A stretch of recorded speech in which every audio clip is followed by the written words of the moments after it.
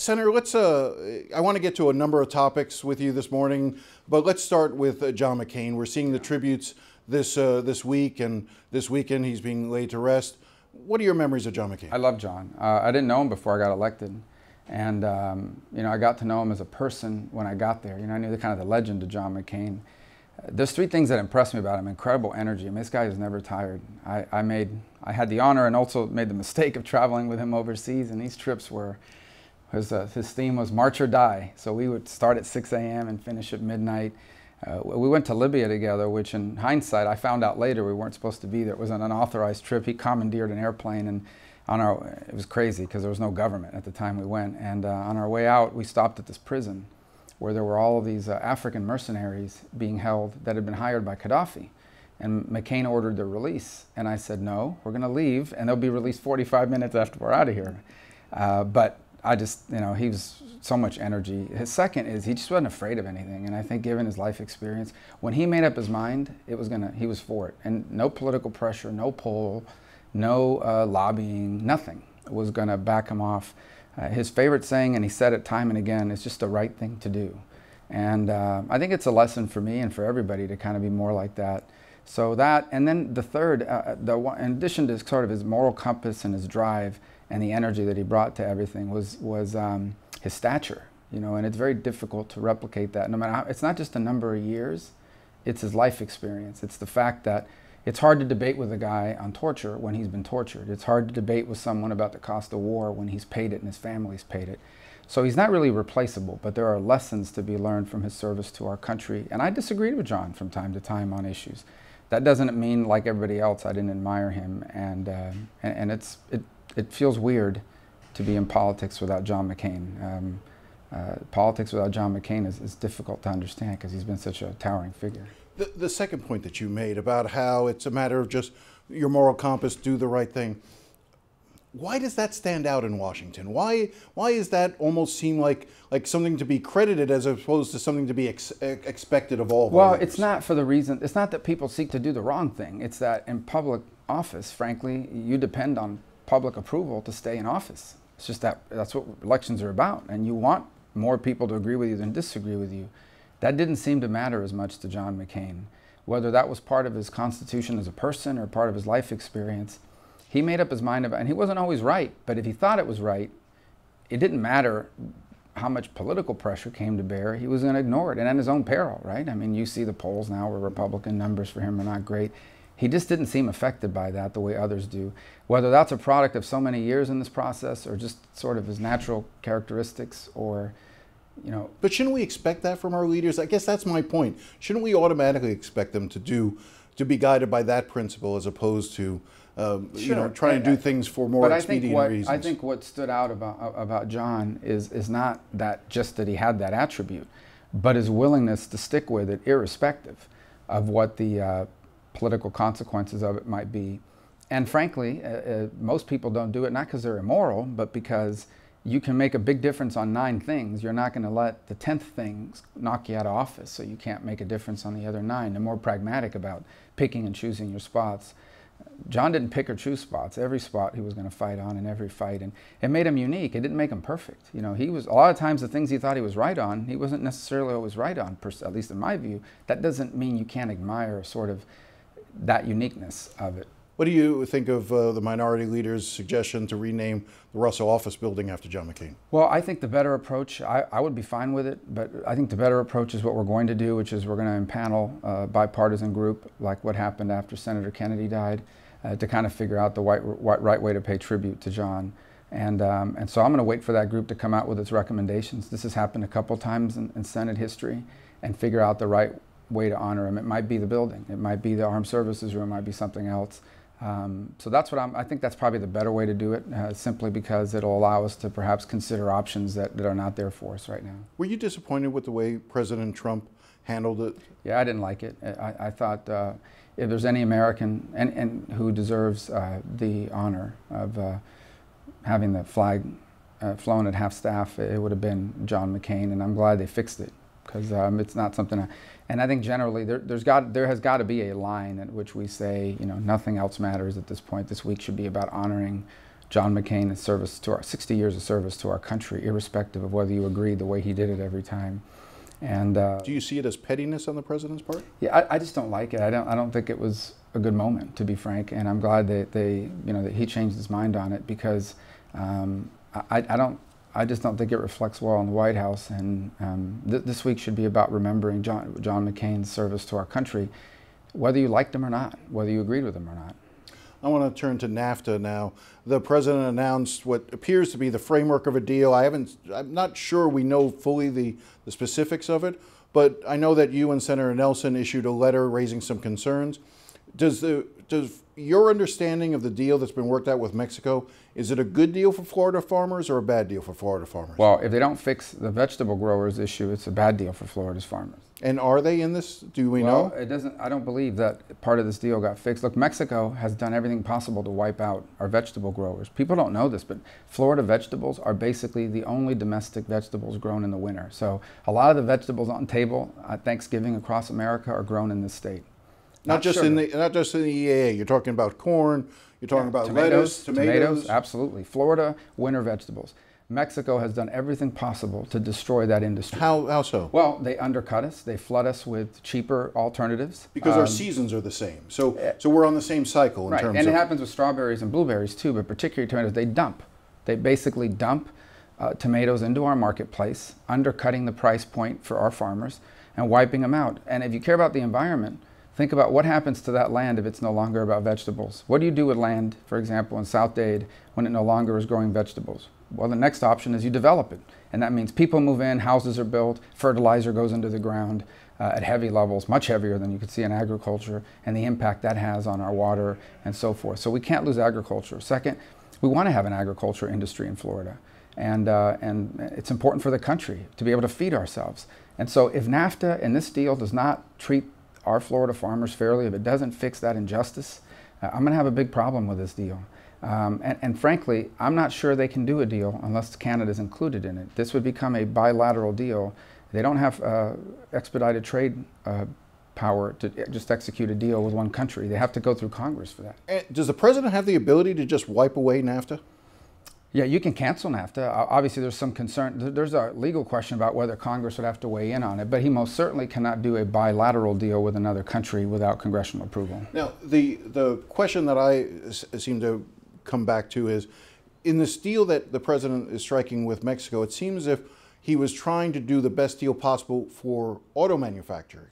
That was the main impetus, and that he was willing to concede things in other areas. Do you sort of see that as the struggle that was going on here? That basically Florida farmers and growers were pitted against auto workers? No, I mean, part of the problem was some of the other agriculture interests also turned on us. You know, the pork producers and corn, for them, Mexico is an export market. And so as long as their interests were protected and automakers' interests were protected, it kind of left us out in the cold. And we knew it would be a challenge the whole time. And they may not need our vote in order to get this thing reauthorized. But I'm going to have a big problem with the deal if it doesn't take care of Florida's farmers and bring some justice and fairness to that process. And frankly, I'll be deeply disappointed because it will have left behind a key group in an important state. What's the response that you've gotten when you've tried to raise these issues with the negotiating team? That Mexico paid a pretty hard line on it, and I'm sure they did. I mean, they got a pretty good deal. And that, you know, like I said, look, Florida farmers' issues probably don't matter as much to Kansas, Mississippi, Missouri, Wyoming, all these other states in the country, but they matter in a very important state, and they matter to 2 senators in the U.S. Senate, and so we'll take that into account whenever the final deal is presented. But they know that this is going to be an impediment if they don't get it fixed, and if they need our vote and they need our support, I expect they'll address it somehow. Let's talk about the results from Tuesday's election. We're setting up a pretty interesting governor's race where you've got somebody who is proud and unabashedly conservative as the Republican nominee in Ron DeSantis, and somebody who is proud and unabashedly progressive and liberal on the Democratic side in Andrew Gillum. How do you judge this fight, and what do you see going forward? I think voters will have a pretty clear choice between someone, you know, obviously they've both taken national positions, which have a little bit to do with being governor of Florida. But when you talk about Gillum and his desire, for example, to abolish enforcement of immigration laws or impeach the president. Well, he wants to abolish ICE. And he basically doesn't want to say he does do away with the law. Well, he doesn't want to enforce it. He certainly is against enforcing immigration law at every level, and he's moved there ideologically for purposes of getting Bernie Sanders and Tom Steyer and all these other groups involved in him. So there's going to be a clear ideological difference. But here's the core. Florida, by and large, is doing better than the country. Our unemployment rate is lower, our economic growth rates are higher. It doesn't mean we don't have problems. We do have issues. But he offers a radically different approach, fundamentally different approach to the direction Florida's on now. So there's a big difference between saying Florida's doing well, but there's things we can do even better, and saying Florida is completely on the wrong track and we need to correct course and go something very different and become more like some of these states that are having fiscal crisis. And so voters are going to have that choice. Do we want to basically take Florida off this path? Despite, we got to do better in our schools. There's a lot of things we need to deal with. But do we basically want to go from being one of the states with the healthiest economy, the fastest growth, to a state that kind of looks more like California and some of these other places?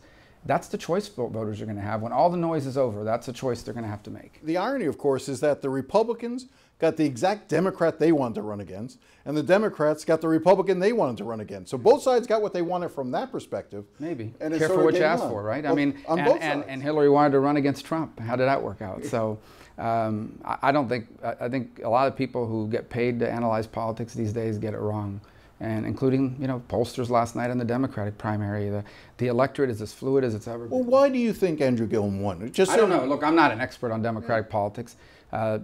Obviously, he had an opportunity to mobilize and energize voters at the right time, in the right way, in the right numbers to win.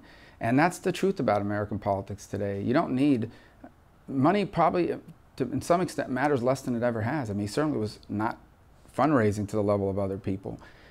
I can just tell you as a candidate in 2016, $1 million of television does not go as far as it did 10 years ago. It just doesn't.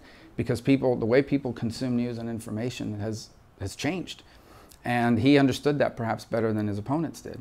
Ron DeSantis is an example of it. He didn't raise as much as Adam Putnam. He did some television, but a lot of it was earned media. And so I think that's just a new dynamic in American politics. And so unfortunately, in politics today, most of the consultants are TV consultants. So they all want you to spend billions of dollars if you can on television ads. Don't knock TV ads. No, they matter.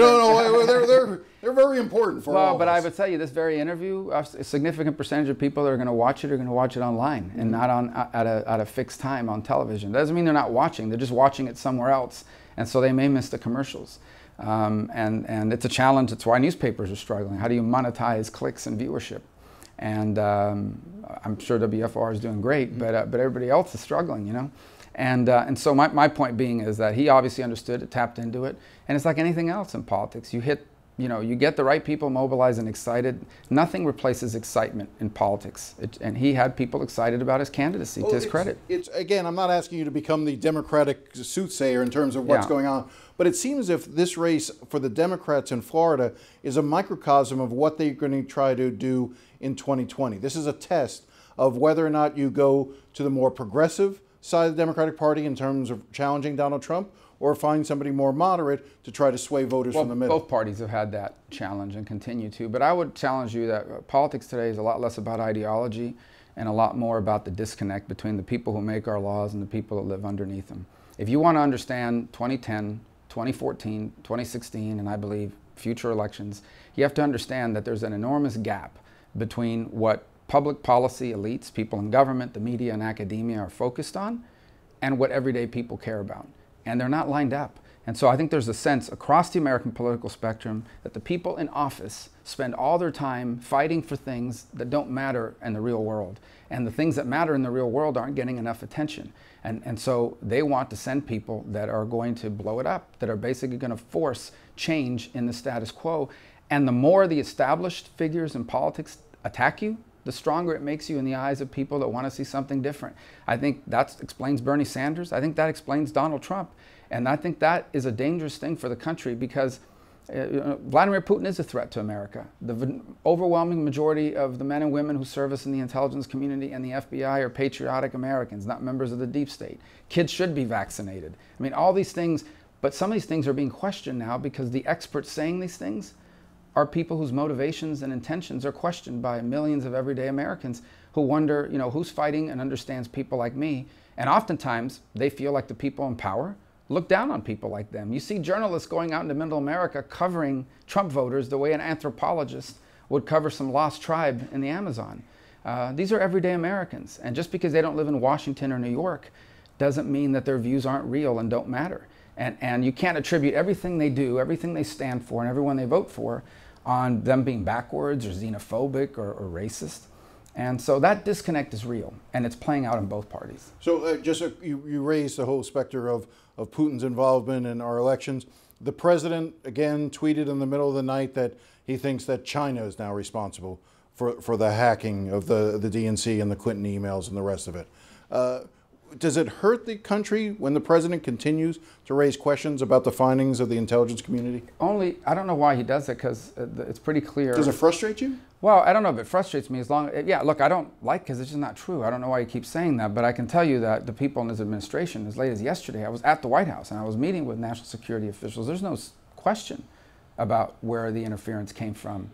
And that doesn't mean China isn't capable. China most certainly interferes, but they do it very differently. They don't leak. They don't hack emails and leak it to the press, at least as of now. Their interference is actually more serious long term.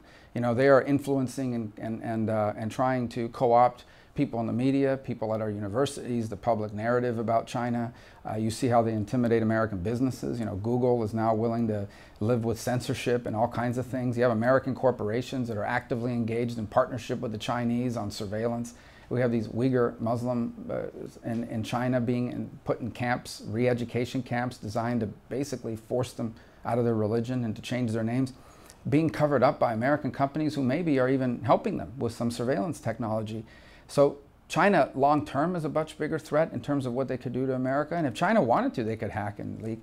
But that practice of doing that sort of influence, that is textbook Russian, Soviet era interference campaign. We know it was them. There's no doubt it was them. I just have really a couple quick things because I know you're short on time. I wanted to ask just to get your feeling on this, because it seems like a number of senators are now saying that they believe that the relationship between Donald Trump and the Attorney General, Jeff Sessions, is irrevocably broken, and that they are now more open to the idea of having Sessions replaced. Where do you come down on that? Well, I can't opine on the relationship. I only know, obviously, what I read. I have a pretty good sense it's not a good relationship. I don't think Janet Reno's relationship with Bill Clinton was very good either, especially at the end of his term. I think Jeff Sessions, and he's someone who I've disagreed with on immigration as an example, but he's an honorable man and he's done a good job. I don't have any problem with the work he's doing there, and I want him to stay as long as he can. I most certainly don't think that he should leave any time before the election for one simple reason. We can't replace him. We don't have time. But after the election? Well, that'll be a choice for Jeff to make. Look, it's not unusual for an attorney general. And when you say the election, we're talking about the midterm election, right? It's not unusual for attorney generals to leave. Some presidents have had multiple attorney generals. The idea that Jeff Sessions should leave because he's done something wrong is something I don't like. I think Jeff Sessions is doing a great job. I really do. I think he has brought, even to his critics, would have to admit that Jeff Sessions has brought a sense of stability and integrity to the Justice Department. I hope he stays as long as he wants to and can, and I support it. If he chooses to do something different, we'll have to find a good person to fill that role, but it has to be someone that is going to protect the integrity and the strength of the Justice Department, because our country needs that. And finally, I just want to we had another mass shooting, not as deadly as some of the previous ones, but a number of people injured. Talk to me about your thoughts as you heard from Jacksonville, again, another shooting. Yeah, so I went there and I met with the sheriff, ATF, FBI, and Senator Nelson was with me. I asked the question, what law could we have done? And because I hate these shootings, I want them to stop. What can we do? What law could we pass to stop this? And they walked through what happened here. This is what I know as of today. It's Wednesday. He bought the guns in Maryland under some of the strictest gun laws in America. He had never committed a crime. He passed the background check. He got in a car, drove to Florida, went crazy, shot 2 people, and then shot himself. Motives unclear. Apparently he lost the game, but he had some other issues going on. It wasn't an assault weapon. He passed the background check. He didn't buy it from a gun show or off the street. So if there's a law that could somehow fix that, I'd be for it, but that's the challenge. And so what we have to start finding out here is, okay, assuming that this is not a law issue, what is it in society that we can address? They had a shooting on Friday, too. It was gang related. And it was a guy who, according to the sheriff's department, had at least 6 people, 6 separate human beings in that community who had a reason to kill him for different reasons involving gun violence. So all these shootings have a different genesis. Pulse was a terrorist attack. We now know a lot about the Parkland shooter and perhaps how action should have been taken well in advance. Each one of these brings a different dynamic. And my first question every time these things happen is there something we can learn? We'll learn more in the days to come. Obviously, this person had some mental health issues. Why weren't those reported? How were those not reported? Is there a gap we can close? But ultimately, he bought guns in the strictest state, one of the strictest states in the country, got in a car, drove to Florida, and shot people. And I'm not diminishing that. I'm just saying it's a struggle to find a law that can get ahead of something like that. And therefore, we got to figure out, well, what's behind the violence? One of the things, though, that you said you learned after the Parkland case was that high-capacity magazines may have played a role, and that you were open to the idea of having a law that would basically limit the ability to purchase high-capacity magazines. We haven't seen anything from you on that since. Right. Why not? Because you can't. We're struggling to even define what high capacity is. Is it 9? Is it 15? Is it 20? I think you could argue 50, right? But that number's too high for people that want a capacity. 15 is too low for people that say. Why not propose something and see what the process? Because twofold. Number one is we don't want to propose. Once you propose something, if you don't have enough support to get off the ground with it, it falls apart. And so if we want to make a point, you can just offer a bill. There's plenty of bills I could just sign on to that does these things. If we're going to do something about it, it has to be something we can pass and that we can justify. We've got to be able to point to the number and say, this number is justified for a reason. This is the evidence behind why this number is. So are you doing that research? We've tried, and we continue to. But at the end of the day, it's not like this Congress is going to take it up and pass it between now and November. I think we are better served by spending the time, not just to come up with the right number, but the right justification behind it. Otherwise, we're not, I'm in the law passing business, not the law offering business. If I want a press release, I could do it. But if I want a law, I've got to be able to justify it and sell it. And we've struggled to find the right number. And there's a lot of opinions, by the way. There are people in the Second Amendment community that support a restriction, but their numbers don't line up with what some of the advocates want on the other side. The numbers that some people are proposing are too low for the people that want restrictions and too high for others.